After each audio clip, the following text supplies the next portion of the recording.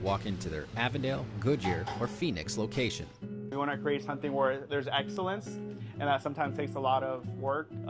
So I think having that on the top of our mind it's been challenging, but it's also helped us to bring people back. That commitment shows up in small ways too. On the wall, a mirror reminds customers, you are more than what you see in the mirror. It's a reflection of the company's belief that coffee isn't just about a cup, it's about uplifting the people they serve. For Reina, excellence and hospitality go hand in hand. Looking ahead, I think Colados, we would like it to represent the hospitality part of Mexico and the Latin area. I think that's what makes us different. We want to create a space where people feel welcome and they want to stay here and they want to enjoy something and come back and invite other people and come. And as a Latino-owned business, Reina hopes Colados inspires the next generation of entrepreneurs. For the Mexican-American community, I think something that we've learned a lot is doing things with excellence. I think that plays a big role in who we are. Yes, we have our flavor, we have things that we do that distinguish us from other cultures as well. But I think when we do things with excellence, it gives people trust to come back and they really enjoy the experience with you. For Colados, coffee is more than a drink. It's a connection to culture, to community, and to the future of Phoenix.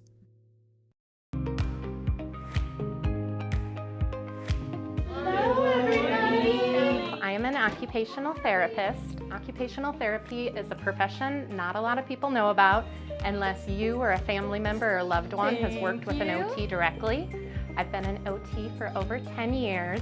I currently work in the Paradise Valley Unified School District in the Learning for Independence program. So I work with students kindergarten through 22 years old with moderate to severe physical and cognitive disabilities. When I teach my OT students, I'm like, it's not a disability, it's a different ability. We have to figure out the different way that they can get this done. We are gonna have a fun day today. With the Learning for Independence program, it's a lot of hands-on life skills. So what I try to incorporate is creative job skills and job readiness skills. Today we are going to be working as Costco employees. They will be prepping and handing out samples. They'll be working on their fine motor skills, their social interaction skills, and just overall problem solving, motor planning, what it would take to have a job after high school. It's not always about what you have, but what you give. I put a smile on these kids' face. They are motivated. They remember, oh, Miss Kelly did this really fun thing with us, and go home and tell their parents. It doesn't matter your disability, it's who you are inside that really is what's most important. Occupational therapy is such a selfless profession. I'm never doing it for me, I'm doing it for the students I work with. I'm doing it for the families that I work with, educating them, providing them the opportunities that they might not have without the education or the knowledge that I know. I'm just so thankful. I'm just so shocked that I won this award. To be recognized is such a big honor. It's such a collaborative profession that I work with teachers, I work with physical therapists, vision and hearing specialists, that all of these collaborators have one common goal of helping children succeed, that it's such an honor that I got recognized, but the individuals that I work with deserve the recognition. It just betters the lives of our future and just deserves to be recognized.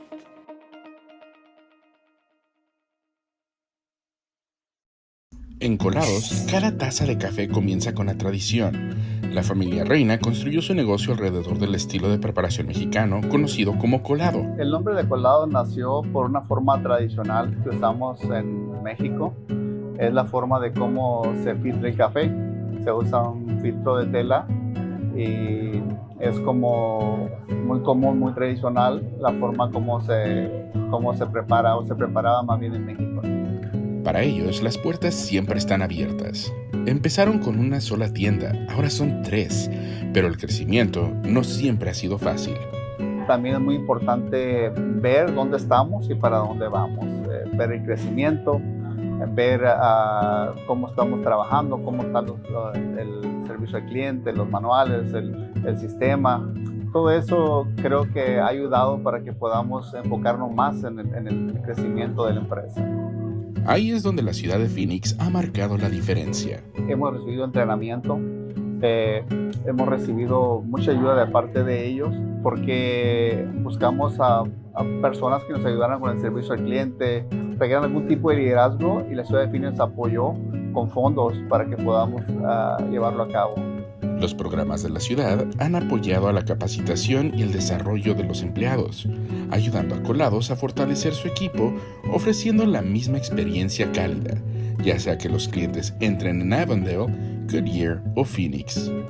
Nosotros como dueños somos el reflejo delante del cliente de cómo tratamos a los empleados. Para nosotros ha sido un papel muy importante poder tratar bien a nuestros empleados para que nos representen bien delante de nuestros clientes. Ese compromiso también se refleja en los pequeños detalles. En la pared, un espejo recuerda a los clientes: eres más de lo que ves en el espejo. Es un reflejo de la creencia de la empresa del que el café no se trata solo de una taza, sino de elevar a las personas a quienes sirven. Para la familia Reina, la excelencia y la hospitalidad van de la mano.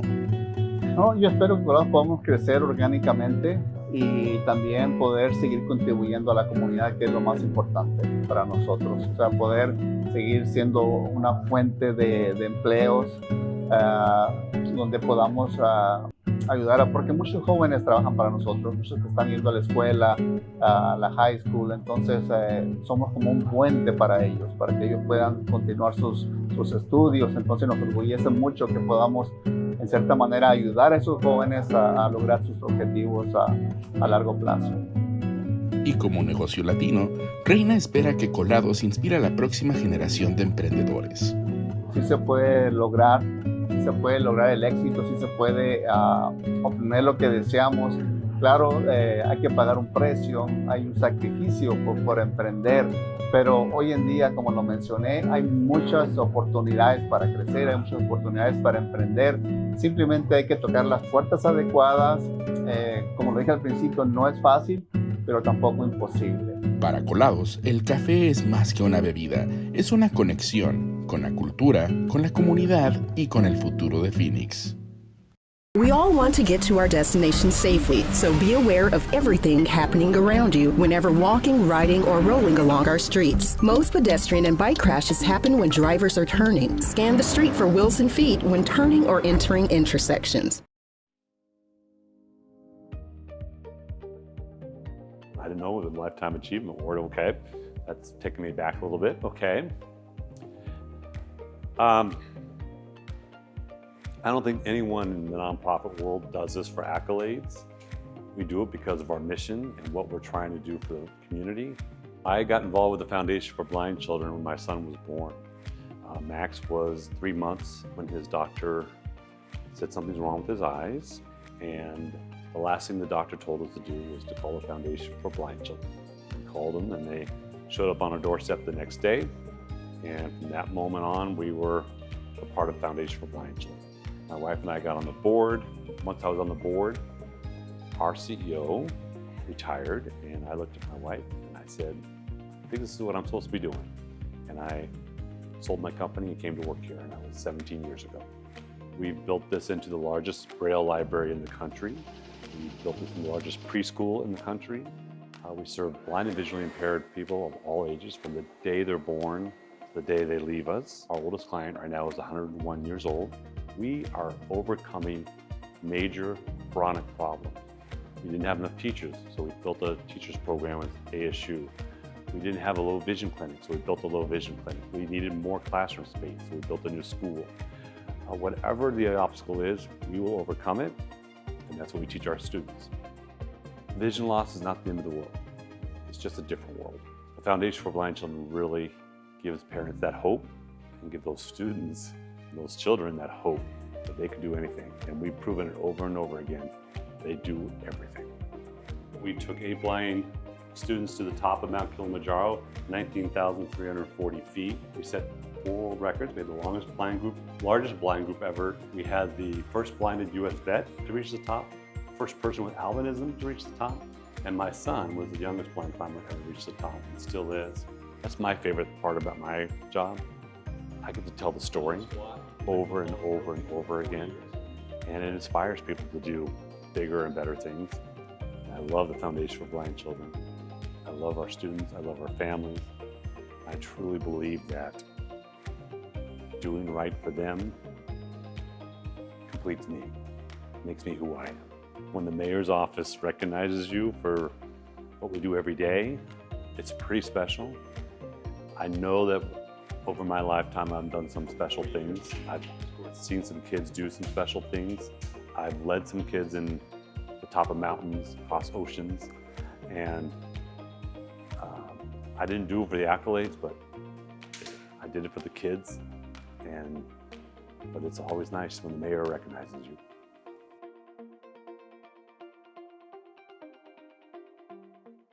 Up until 1889, the majority of the water that was used by Phoenicians came from the actual original canal that went through town. In 1889, a man named John Gardner started the first city waterworks, which is where we're standing today. Water was delivered to this very spot at Verde Park by a redwood tunnel that extended for 30 miles to the east and the northeast. Part of the city waterworks in 1938 was this pump house. It was built with the intention of being an emergency pump house. Water has always been an important element of thriving in the Valley of the Sun. This pump house represents one of the few remaining structures that show how that water was transported in the early 20th century. And it's a wonderful piece of architecture here in the southwest corner of the Garfield Historic District that we can all continue to enjoy here at Verde Park. Hispanic Heritage Month is a time to honor culture, celebrate community, and highlight the people making a difference across the city of Phoenix. One of those groups is the Phoenix Hispanic Network, an employee resource group focused on helping city staff grow, connect, and lead. The Phoenix Hispanic Network, we're an employee resource group that is focused on fostering and supporting the growth of City of Phoenix employees. We offer different networking opportunities and opportunities for growth, just to get to know their community and work together. Jessica Gutierrez, a Public Works Operations Manager, serves as PHN's Vice President. She says staying involved is about giving back. I really have a passion for helping City of Phoenix employees grow and really get to know their community.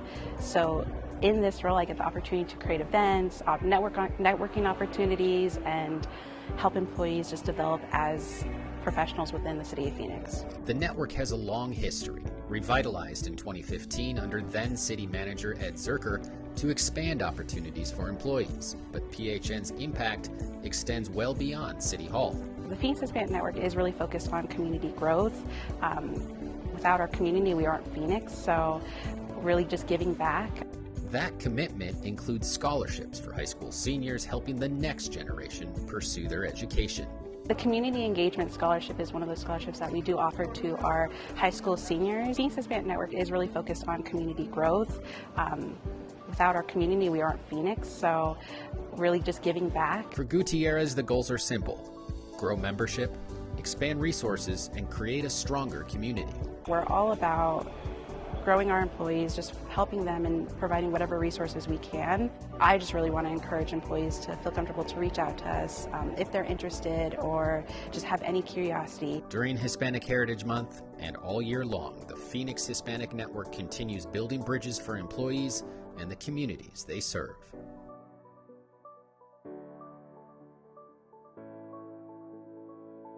We all want to get to our destination safely, so be aware of everything happening around you whenever walking, riding, or rolling along our streets. Most pedestrian and bike crashes happen when drivers are turning. Scan the street for wheels and feet when turning or entering intersections. El mes de la herencia hispana es un momento para honrar la cultura, celebrar la comunidad y destacar a las personas que marcan la diferencia en la ciudad de Phoenix. Uno de esos grupos es la Red Hispana de Phoenix, un grupo de recursos para empleados enfocado en ayudar al personal municipal a crecer, conectar y liderar. PHN es un grupo con la ciudad de Phoenix que apoya las carreras profesionales para la ciudad de Phoenix. Gisela González, analista de investigación de la Policía de Phoenix, es la presidenta de PHN.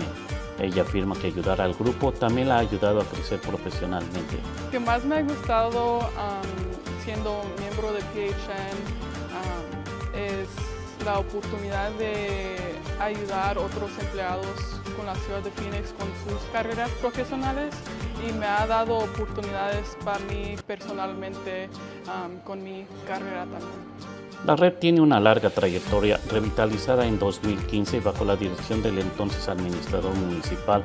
En 2015, nuestro ex-gerente Ed Zerker quería revivir los grupos de empleados con la ciudad de Phoenix y PHN era uno de esos grupos. Y desde ese año hemos apoyado a los empleados con eventos como conferencias y seminarios. Para Gisela, el objetivo es simple: ayudar y ampliar los recursos y crear una comunidad más fuerte. Una de las cosas que soy muy orgullosa de con PHN es los recursos que hemos creado para el uso de los empleados de la ciudad de Phoenix. Durante el mes de la herencia hispana y durante todo el año, la red hispana de Phoenix continúa construyendo puentes entre los empleados y la comunidad a la que sirven. 5, 4, 3, 2, 1. It's official, Phoenix is on the clock, 226 days until tip-off. Today was the official kickoff of the countdown clock at Sky Harbor Airport, marking 226 days until tip-off for the 2026 Women's Final Four. This is the first time we've ever hosted the Women's Final Four. We're really looking forward to April, where we will welcome fans from all over the world to see the best in women's college basketball. It is going to be an amazing party and campus in downtown Phoenix. What's really interesting about this event is all of the extra events are free. So it's family friendly. It'll be throughout the weekend. It's a holiday weekend with Easter. And so we'll be able to see families from around the state and around the city come down and enjoy the Women's Final Four. We have 4 Division I programs here in Arizona. So this community is more than ready to embrace the Women's Final Four when it takes center stage. It's going to be the best setting for the Women's Final Four. For young fans, for players, for coaches, for families, they get to create lifelong memories on one of the biggest stages in sports. Really, there's nothing like the excitement of March Madness. Women's basketball is on the rise. As someone who played basketball, I too was one of those that envisioned it being at the pedestal that it is today. Yes, they drive tourism. Yes, they drive economic development.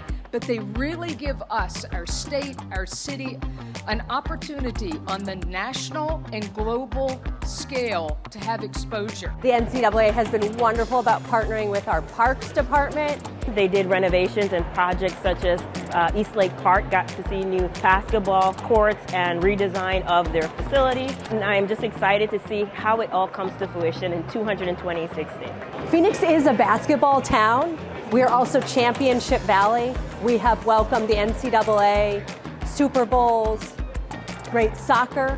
This is the place to host championship events. There is no greater place than Phoenix in April because the weather is amazing and we are coming off of spring training, so just get ready to have amazing weather, good sports, and good food out in Phoenix. So for the next 226 days, this clock will not only serve as a reminder of the Women's Final Four for the millions of travelers that come through beautiful Sky Harbor Airport, it's also a point of pride for all of us here in the community. You'll see that we are excited about the NCAA Final Four. The women are going to be really proud of the event we put on.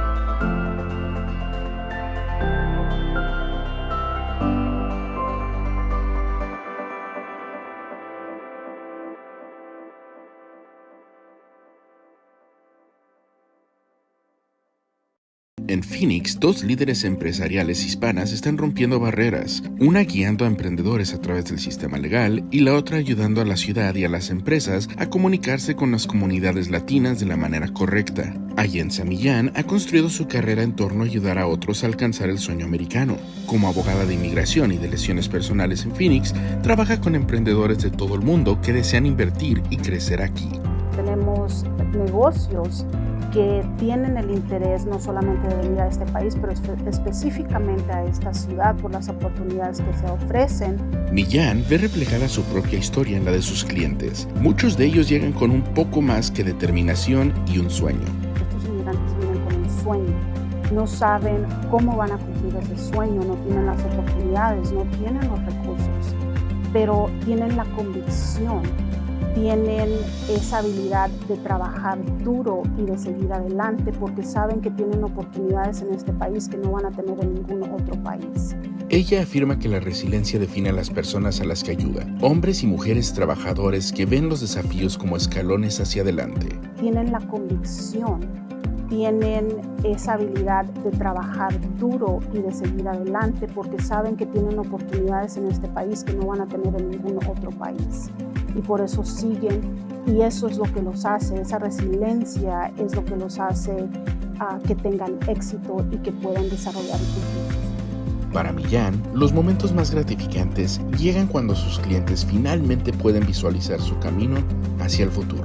Tengo la habilidad de ayudar, de ver cómo ellos me miran a mí como si yo les hubiera proveído una oportunidad inalcanzable.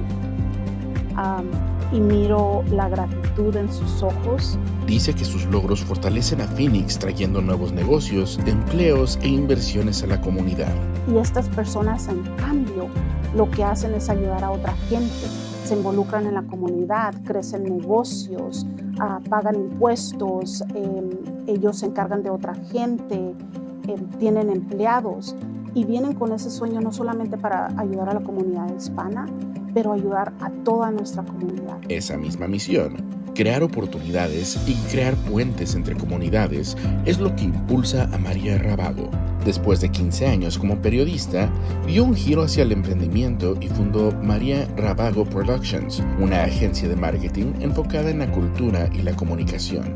No hacemos las cosas de manera tradicional, hacemos las cosas de una manera muy orgánica para conectar desde la cuestión emocional, desde la cuestión de experiencia y vivencias. Su trabajo de consultoría con la ciudad de Phoenix se ha centrado en ayudar a los líderes a relacionarse mejor con los residentes latinos, no solo a través del idioma, sino también mediante la comprensión cultural. Conozco no solamente el idioma, sino la cultura de ellos. Rabago afirma que el éxito significa más que dirigir un negocio. Se trata de abrir puertas para los demás. Ella ve el creciente apoyo de Phoenix a las pequeñas empresas como una oportunidad para integrar aún más emprendedores latinos. Creo yo que la necesidad está en la educación.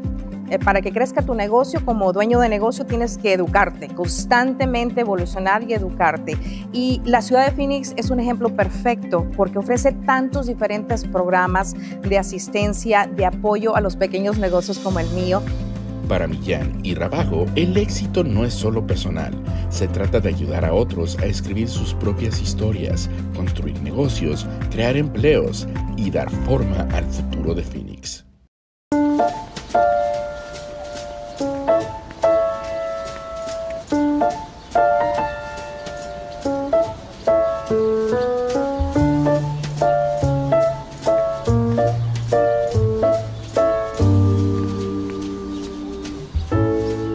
Checkmate. Good info is a good thing. The Broadway Curve project is in the works. Prepare for lane closures and detours. Stay ahead of the curve at i10broadwaycurve.com. Up until 1889, the majority of the water that was used by Phoenicians came from the actual original canal that went through town. In 1889, a man named John Gardner started the first city waterworks, which is where we're standing today. Water was delivered to this very spot at Verde Park by a redwood tunnel that extended for 30 miles to the east and the northeast. Part of the city waterworks in 1938 was this pump house. It was built with the intention of being an emergency pump house. Water has always been an important element of thriving in the Valley of the Sun. This pump house represents one of the few remaining structures that show how that water was transported in the early 20th century. And it's a wonderful piece of architecture here in the southwest corner of the Garfield Historic District that we can all continue to enjoy here at Verde Park.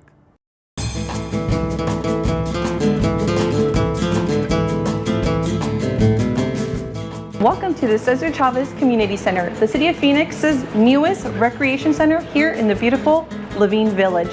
Come, I'll take you around. Over here, you will see the Cesar Chavez timeline.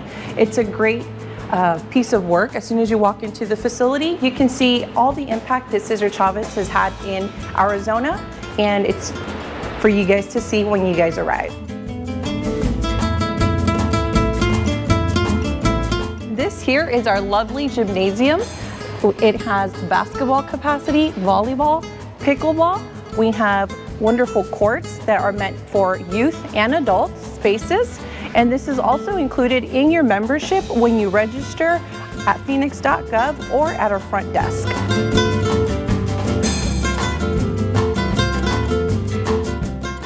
Welcome to our multi-purpose room. This room is designed to have special events, meetings, take classes. It seats anywhere between 80 to 100 people and is reservable.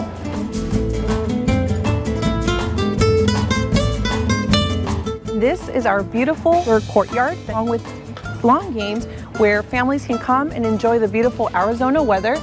This space is also available to reserve for special occasions and special gatherings.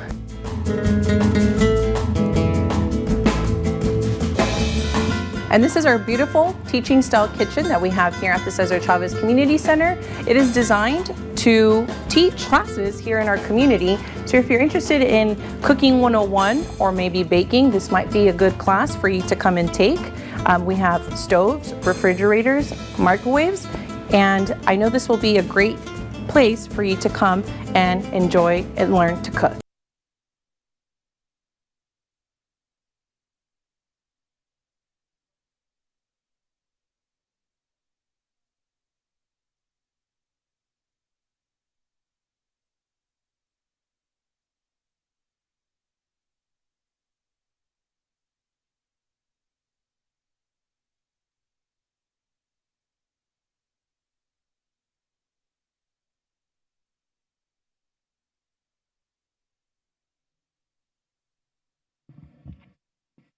I'd like to call this meeting to order. Welcome to the October 1st, 2025 Public Safety and Justice Subcommittee. I'd like to introduce City Attorney Jennifer Vega. Ms. Vega, please explain the role of the public comment. Mr. Chair and committee members, during citizen comment, members of the public may address the subcommittee for up to 3 minutes on issues of interest or concern to them. The Arizona Open Meeting Law permits the subcommittee members to listen to the comments, but prohibits members from discussing or acting on the matters presented. Members of the public may speak for up to 2 minutes to comment on agenda items to be discussed. Comments must be related to the agenda item and the action being considered by the subcommittee. The City Council and staff cannot discuss or comment on matters related to pending investigations, claims, or litigation. Thank you. Ms. Vega, thank you very much. I would also like to introduce our interpreter, Elsie Duarte, who will provide a brief announcement. Elsie? Thank you, Mr. Chairman. My name is Elsie Duarte, and I will be providing Spanish interpretation during today's Public Safety and Justice Subcommittee session. I will now take a moment to address our Spanish-speaking audience. Buenos días, mi nombre es Elsie Duarte. Estaré interpretándole a nuestra audiencia de habla hispana durante esta sesión del Subcomité de Seguridad Pública y Justicia. Para escuchar la reunión en español presencialmente, a favor de pasar por unos audífonos ubicados a la entrada de la sala de cámaras. Las personas que pasen al frente, al igual a las personas que se registraron virtualmente para hacer un comentario público, podrán hablar libremente sin interrupciones durante el tiempo disponible. Sus comentarios serán interpretados al momento que usted termine de hablar. Gracias. Thank you, Mr. Chairman. Thank you, Elsie. Okay, item one is approval of the PSJ minutes from September 3rd, 2025. Do I have a motion? Move to approve. We have a motion and a second. All those approved, say aye. Aye. Chair votes aye, passes. Or the motion carries. Thank you very much for that. Now, item number two is a presentation on the success of the fire department's lockbox program and an update on the citywide expansion. We'll welcome Assistant Chief Justin Alexander to the table.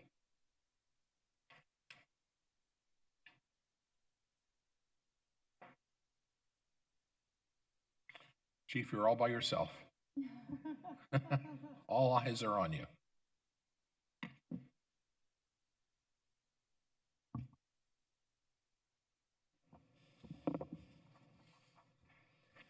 Good morning, Councilman Robinson and members of the subcommittee. Thank you for the opportunity to highlight our community. Are we on the presentation yet? My apologies, I'll begin again.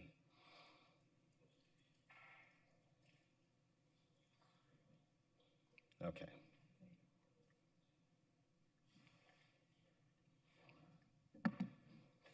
Okay, thank you, Councilman Robinson and members of the subcommittee.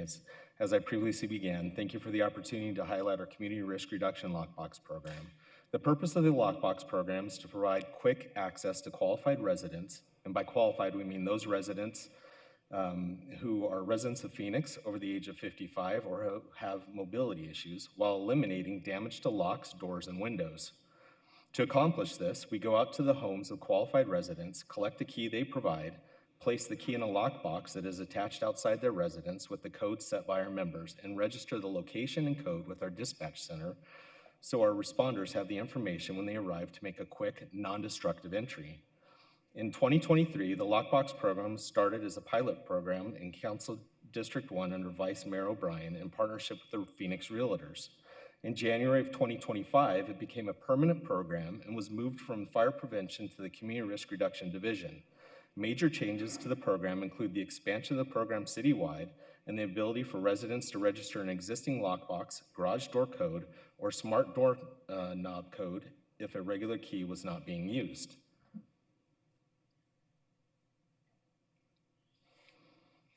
As part of the permanent program, a dedicated platform was developed to intake and manage requests, while also providing real-time updates to fire personnel conducting installations.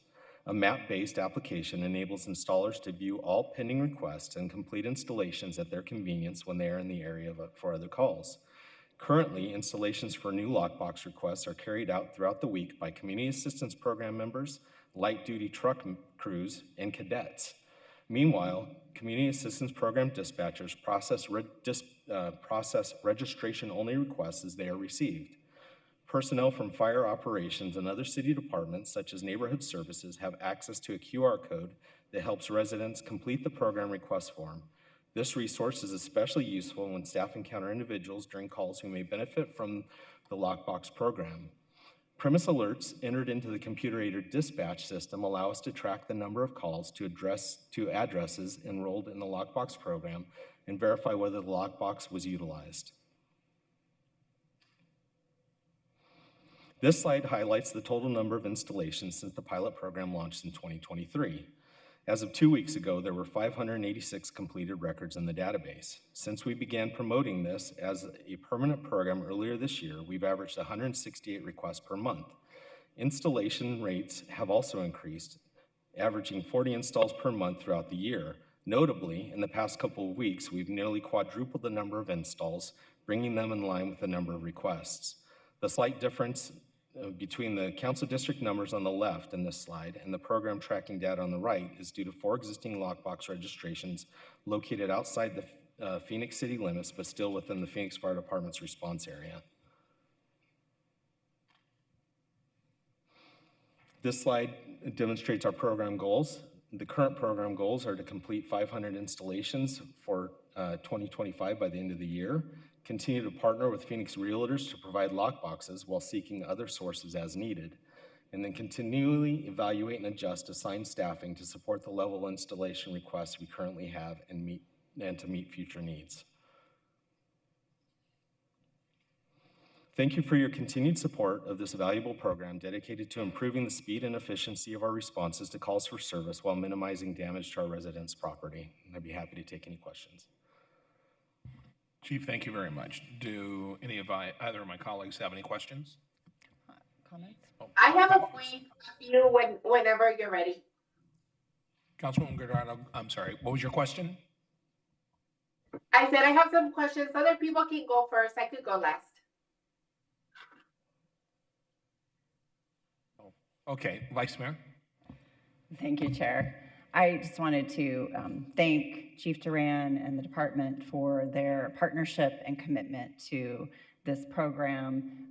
It started as a pilot project, and finding resources to install the lock boxes was, I know, a little bit of a stretch, but you always worked towards making that happen. And I know that that is, again, now that it's a popular program across the city, it will be something we continue to have to work on. But again, I just am full of gratitude. We've had a couple of different stories, not just in District 1, but also in District 2. I got to meet with a resident about successes where, you know, in my district, it was a 90-plus-year-old woman who was living alone and wanted to continue living alone, but she had some issues with falling sometimes. And so it gave her the peace of mind, as well as her family, the peace of mind for her to continue living in that independent manner. So again, just really appreciate your tenacity and willing to keep working towards yes. Thank you.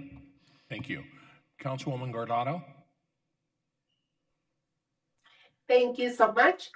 So just speaking about the lockbox program, I just had a few questions. What specific steps has the city of Phoenix taken, or who is supposed to take these steps to ensure that the information about the lockbox program is available in Spanish? Because I've checked and checked and checked, and this is not available for any of our elderly that speak Spanish. Who's in charge of making that happen?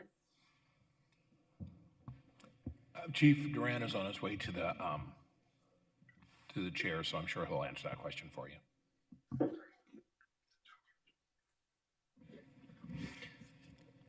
Good morning, Chairman Robinson, members of the subcommittee, Councilwoman Guardado. Thank you for the question. I am responsible for the translation of this information into Spanish here. We unfortunately did not translate all the information, forward-facing information to our community into Spanish, and it was something that was an oversight on my part here. What I will say that we are committed to translating this information for our community out there so that they can have this both in English and in Spanish. I would also say that we would use the resource of our translation contract as well for other residents across the valley that we would like to have this service as well. I mean, the program has been around since 2023. Have you been in charge of the program since 2023? Chairman Robinson, members of the subcommittee, Councilwoman Guardado, yes, I have been overseeing this and working with my team here in regards to this, and this was something that was an oversight on my part. Many of our safety messaging that we put out to the community here, we always ask the first question of being able to, can we put this in Spanish and translate for our community out there, knowing that over 40% of our residents in the city of Phoenix are Hispanic. Right, because if you can see here, Chief, this is very telling. You know, District 4 is a very heavily Spanish-speaking group and only has 68 lock boxes. District 5 only has 42. District 7 has 10. And District 8 only has 36. So there's very little equity, in my opinion, like when we talk about these programs. And I feel like it's a conversation that we've been having for years, about being equitable, about being able, if we're going to provide, if this is a program that the city of Phoenix is running, or if it's a program ran out of the fire department, I just think this doesn't allow our seniors that speak Spanish to be able to participate in these programs. And if you look at these numbers on attachment A, it's very telling on how we never thought about our Spanish-speaking seniors, our Spanish-speaking disabled folks that live in these districts. I I just wish that you would have come and spoken to us about this before. Like Lori, I know I called you and I asked you about this. And I just hope that we can fix this. I just think it's very self-serving to only some districts, which is something that we've been battling with for years.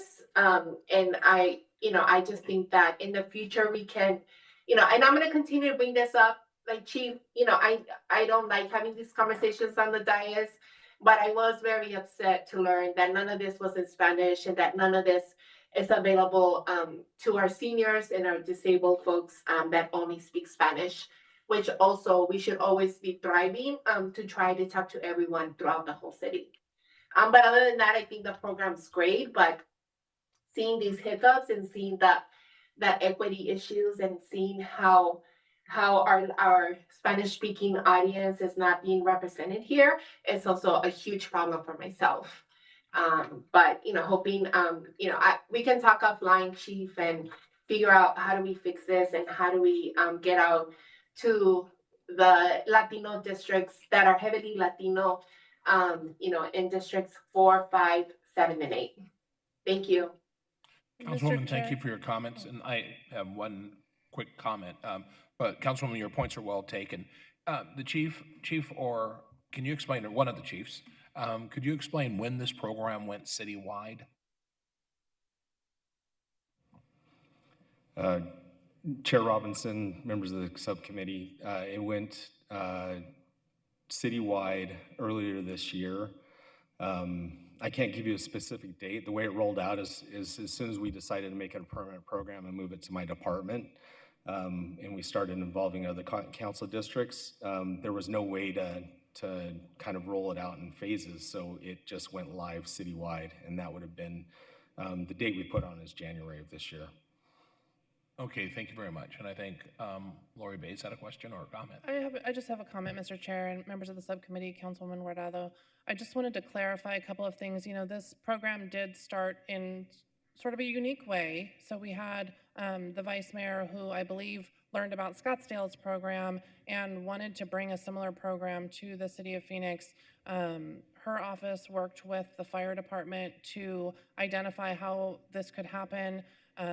As she said, the fire department has limited resources, but wanted to be accommodating, and so found a way with the donations from the realtors to implement the program in District 1. I think it quickly also expanded into District 3, and then while we did have some organic additions to the program, it has been more or less in a pilot phase until just earlier this year, as Chief Alexander was talking about.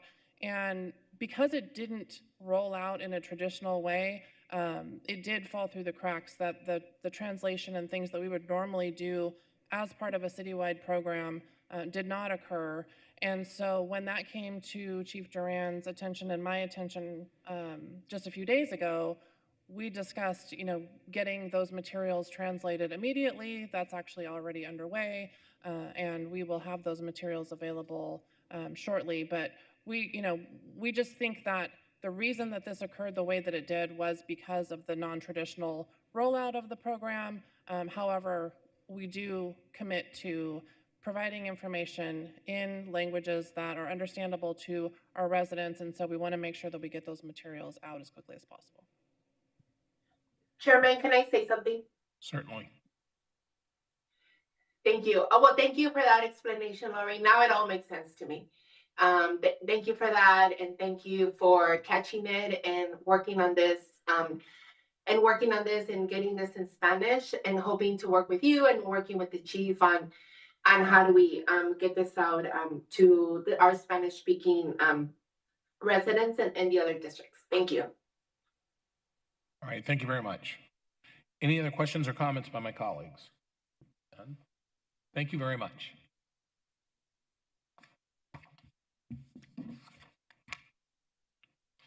Our final presentation today will be provided by Assistant Fire Chief Ray Ochoa and CAP Administrator DC Ernst, who will provide an update on the Community Assistance Program's hiring efforts and their expansion update. So DC and Chief, welcome to the table. It's all yours.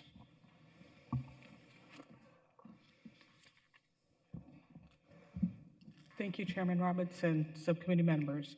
I'm excited to be here before you today to provide an update on the efforts that are being made to meet the goal of CAP staffing 10 crisis response units and 9 behavioral health units, as well as meeting the goal of 24/7 or 24-hour, 7-day-a-week coverage for behavioral health supervisors in the dispatch so that they can take calls from PD communications.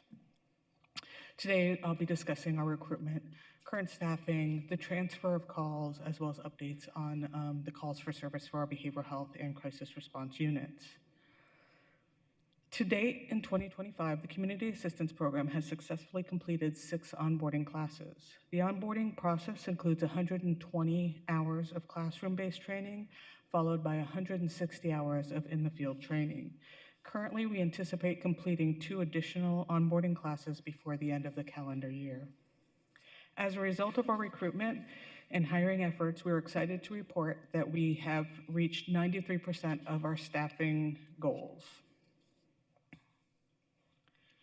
One of our primary goals in this investment was to establish an alternative response model for individuals experiencing mental health crisis. Community feedback made it clear that there was a strong need for options beyond the traditional police and fire response, particularly in situations where individuals' primary needs were related to mental health and substance use. In response, CAP has continued to collaborate with police communications, sworn officers, and fire personnel to identify where behavioral health units could serve as the sole response team. The objective was to develop and deploy 9 new behavioral health units capable of responding to 911 calls for behavioral health services. As of June 2025, CAP has successfully met this goal of staffing 9 behavioral health units and achieving 24-hour, 7-day-a-week coverage. In addition to these efforts, crisis response units continue to operate as a co-response model alongside police and fire personnel. These units are dispatched to incidents involving traumatic incidents such as house fires, unexpected deaths, domestic violence, and child abuse investigations, among others. CAP remains committed to expanding the crisis response capabilities. We are actively recruiting crisis specialists to reach our goal of 10 fully staffed crisis response units. Currently, we've achieved 60% of that goal, with 6 crisis response units providing 24-hour coverage 5 days a week and 22 hours of coverage the remaining 2 weeks. We anticipate full 24/7 coverage in the first quarter of 2026. As you are probably aware, because we've discussed it before, CAP worked with police communications as well as PD CIT division to review and revise an online training for sworn personnel and police communications in March of this year.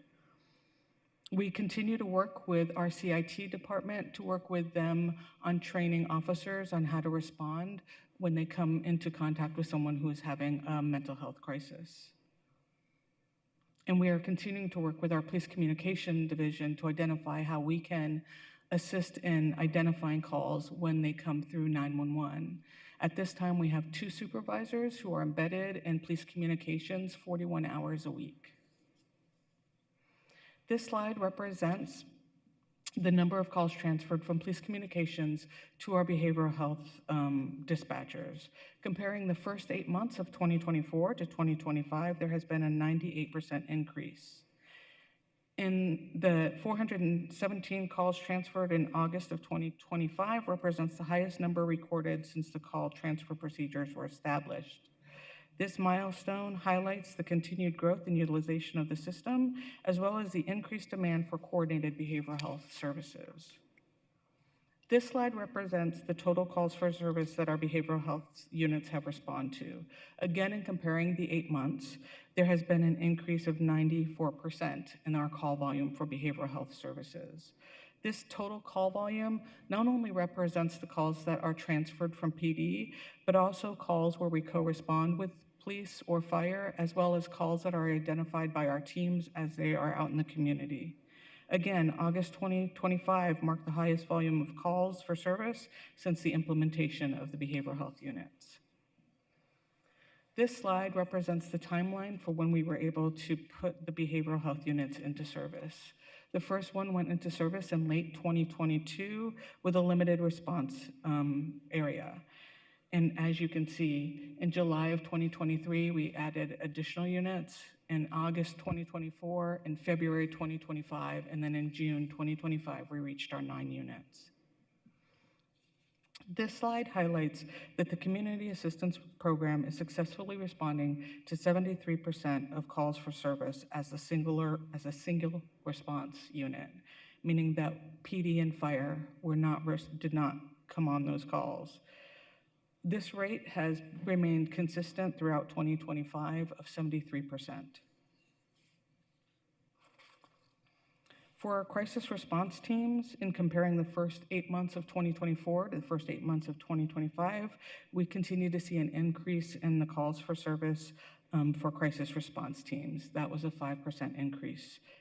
This upward trend highlights the growing demand for crisis response services and the continued relevance of CR units in addressing crisis-related incidents in our community. Crisis response units, as I said earlier, continue to operate as co-response models in partnership with fire and police. And this is represented in the fact that approximately 90% of the CR calls are concurrent responses with either fire, police, or both. The Community Assistance Program has set a goal of having a response time under 25 minutes from the time that we are dispatched. This slide represents our call volume over the past 8 months. In August, behavioral health units average response time was 20 minutes, and the crisis response units average time was 22 minutes. It's important to note that CAP units are required to comply with all traffic laws while responding to calls. Unlike police and fire, we do not have sirens and lights, so we do have to obviously respond to all of the traffic laws. While there's no current national standard for response times among alternative response units, our collaboration with Harvard Kennedy School Government Performance Lab indicates that our average response times are comparable to those observed in other jurisdictions offering similar services. The Community Assistance Program currently has 11 existing locations where our units are stationed at and respond out of. Those are represented by the green stars. We anticipate 3 future locations over the next coming years as Fire Station 7, 13, and 15 have new fire stations built for them. We will take over residency in the current fire stations. We are continuing our hiring efforts, and we're continuing to, as we do that, increase the number of hours and availability of our crisis response teams now. And we will continue to work with both our police and fire communications division to identify calls that can be transferred for a behavioral health response.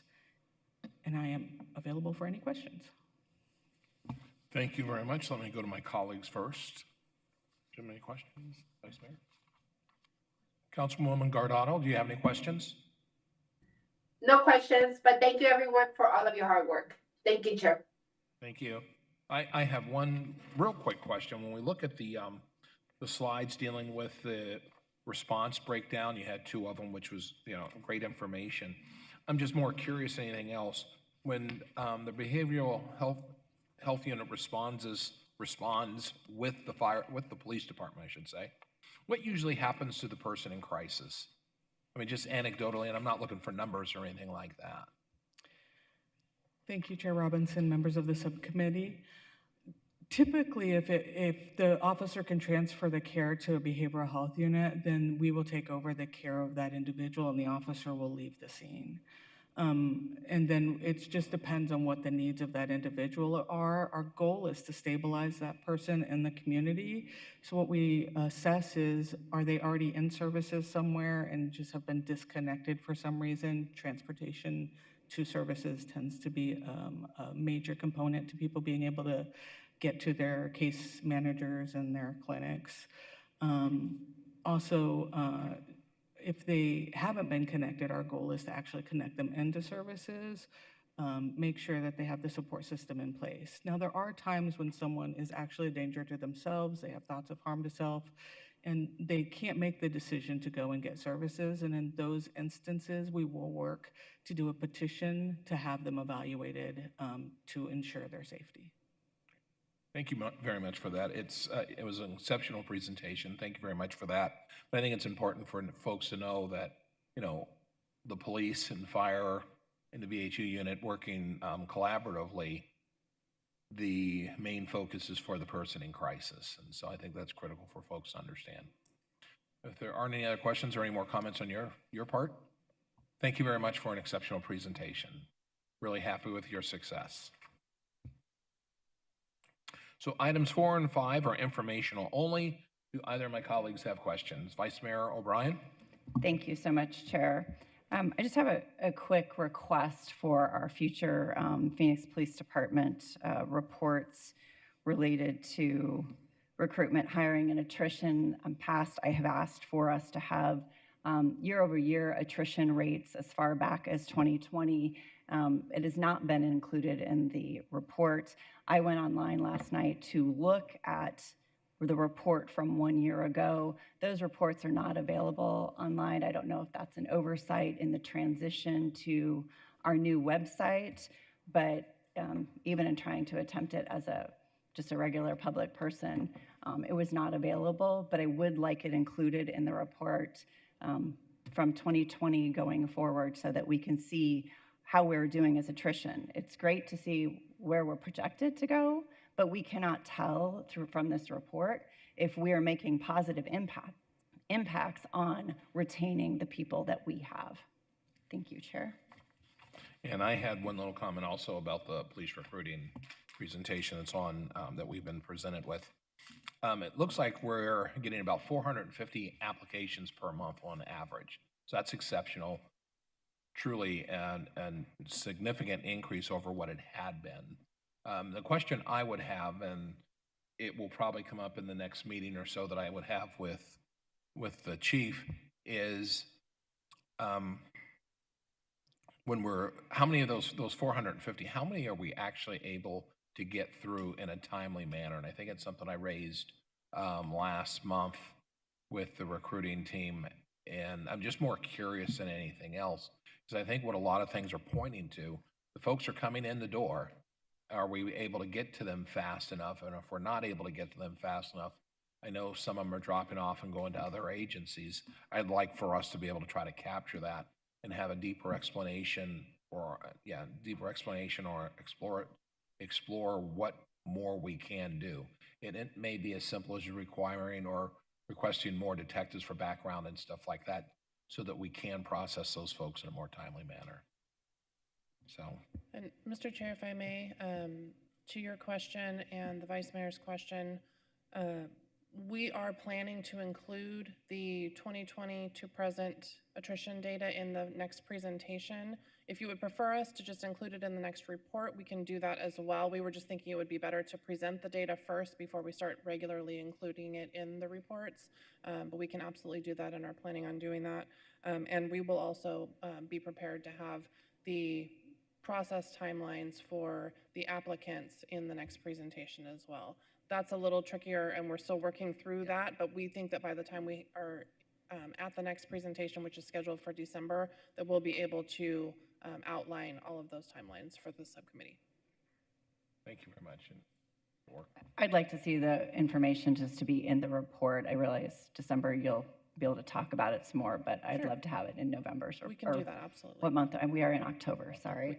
The year is going by very quickly, so yes, thank you. Okay, the last item today is a call to the public, and I know we have one registered speaker, Brady Curran. I guess it says he's virtual. Is he on board? Brady, if you would, the floor is yours.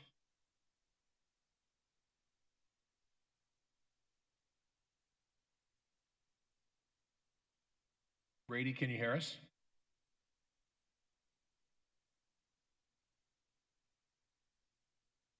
Brady? You guys hear me? Oh, now we can hear you, yes. Perfect. All right, I switched headphones here. So thank you, Chairman Robinson and committee members. My name is Brady Curran. I'm the program coordinator of outreach representing Muhammad Ali Parkinson Center at Barrow Neurological Institute. And I'm here today to advocate for a crucial initiative that will undoubtedly enhance public safety, strengthen community trust, and significantly improve interactions between Phoenix residents and our police department. We are requesting the subcommittee's invaluable support for a 60-minute training program designed to educate Phoenix police officers on Parkinson's disease and other neurological disorders. Recent national news coverage tragically highlighting the assault on a deaf man with cerebral palsy serves as a stark reminder of the critical need for enhanced understanding and specialized training within law enforcement. Furthermore, the findings from the Department of Justice's investigation into our department underscores the imperative to proactively address issues that can lead to misinterpretations and negative outcomes in community interactions. Barrow Neurological Institute, home to the nationally recognized Muhammad Ali Parkinson Center, an official center of excellence, stands ready as the content expert in Parkinson's disease. Our goal is to provide crucial support for a growing population of people in the Valley living with this often misunderstood disease. Many may not realize that Parkinson's disease is the second most common neurological condition after dementia. Its symptoms, such as tremors, rigidity, slow movement, impaired balance, and cognitive impairment, can easily be misinterpreted during police encounters. Imagine a scenario where a slow, unbalanced gait is mistaken for intoxication, or a hesitant response due to cognitive processing challenges is perceived as non-compliance. Such misinterpretations can unintentionally lead to miscommunications, escalation in high-stress situations, and ultimately deeply damaging outcomes for both officers and residents. This proposed training isn't just about one disease, it's about building a more compassionate, informed, and effective police force. Our objectives are clear. First, we want to avoid misjudgments, to equip officers with the knowledge to recognize the signs and symptoms of neurological disorders, preventing hasty and inaccurate conclusions. Secondly, we want to ensure officer safety and community well-being.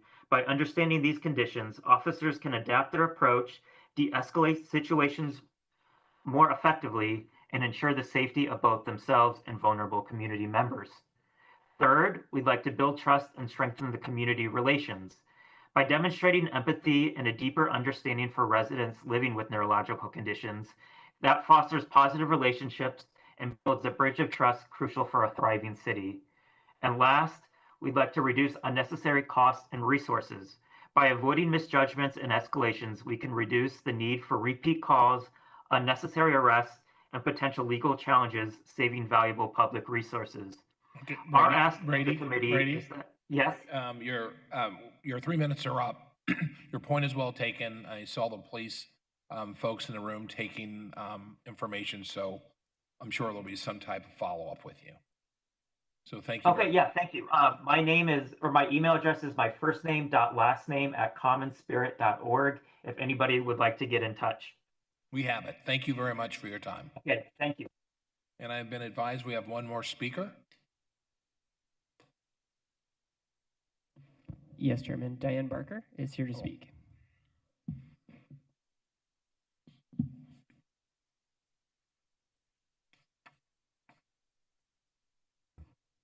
Good morning, Public Safety Committee.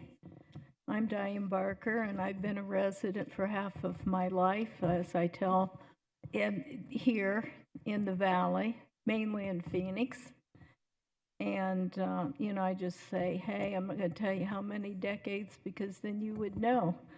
But I just left the Board of Supervisors, and, they're concerned with many things that happen in our society, particularly with the prayers that we will cease being so violent as we are, and carrying our dialogue into persuasions.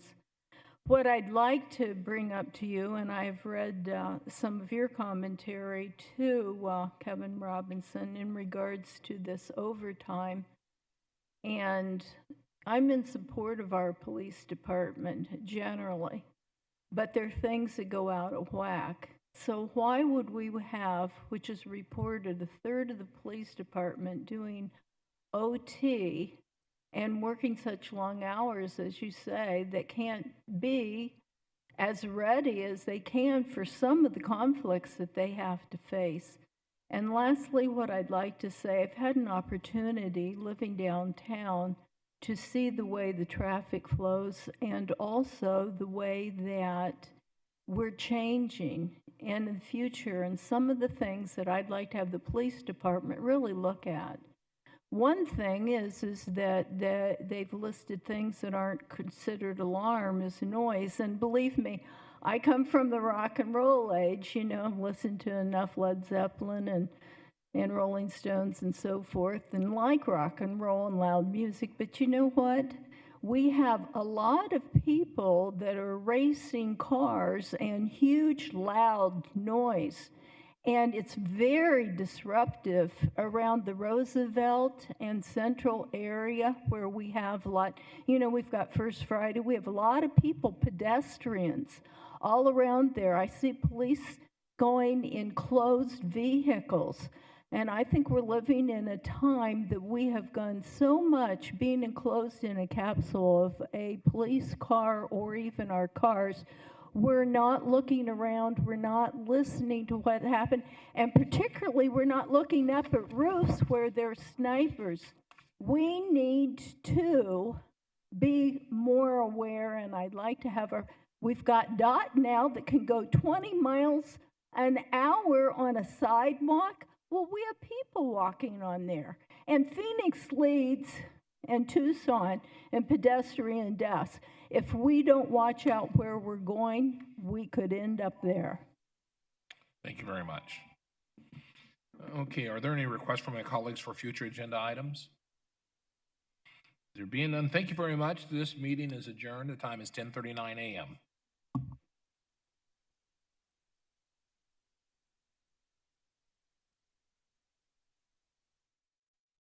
The community. Through some of the funding from the City of Phoenix, they will contribute towards that 30,000 seniors and veterans with food through that program. One of the really interesting things with our food banks is that in their food boxes, there's a lot of great food, but a lot of it is processed.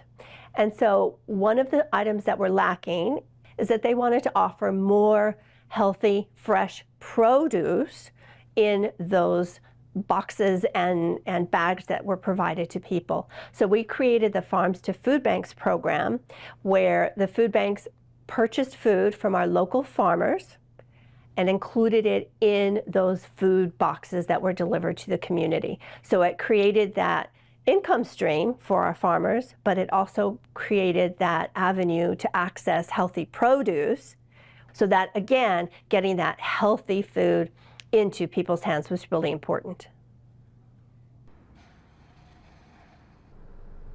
As part of our food action plan, lots of folks talk to us about food waste. Food waste is one of those areas people don't really realize, but as it relates to sustainability, for example, is an area where a family can have the most impact for really the sort of least change in their life.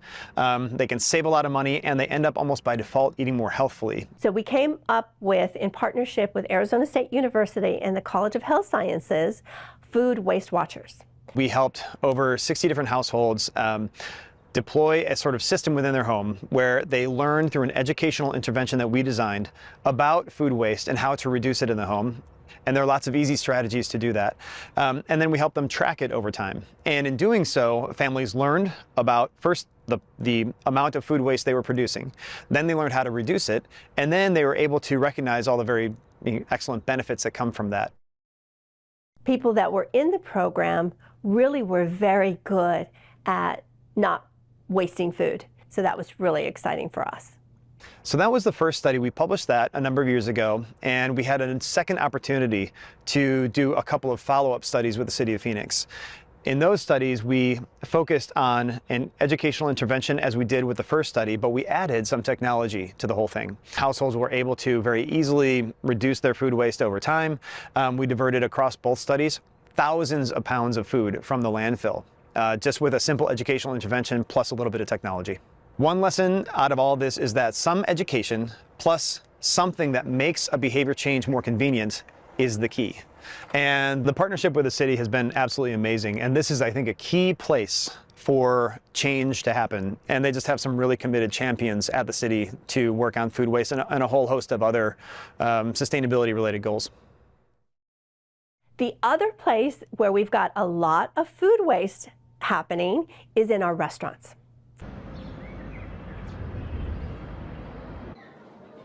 Project Reduce is the city's first pilot project to really tackle food waste within restaurants. We recruited about 9 restaurants from 2 different neighborhoods, Roosevelt Row and historic Lower Grand Avenue. And we challenged them to think more holistically and not so one-dimensional when it comes to fighting food waste.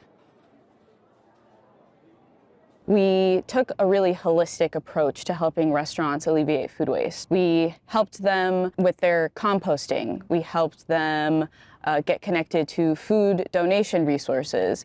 But we also worked with them on food waste prevention, working with a chef. His name's Chris Lenza. He's a local chef. He's fantastic. And he was able to go into the kitchens of each restaurant and help them kind of look and reassess their operations to see where they could potentially eliminate food waste, either by reusing it or prepping it differently or some other way that was particular to that kitchen. Their creativity sort of just took off. You know, and at the front of the house, if maybe we have a really popular chicken dish, but we're always seeing maybe about 1 to 2 ounces of meat, or maybe 1 to 2 ounces of that dish be thrown away just because the portion might be a little large, we can kind of look at that, track that, and maybe rethink our recipe. I was really intrigued by the idea. Our place is a little bit small, so definitely was going to be a little bit of a challenge.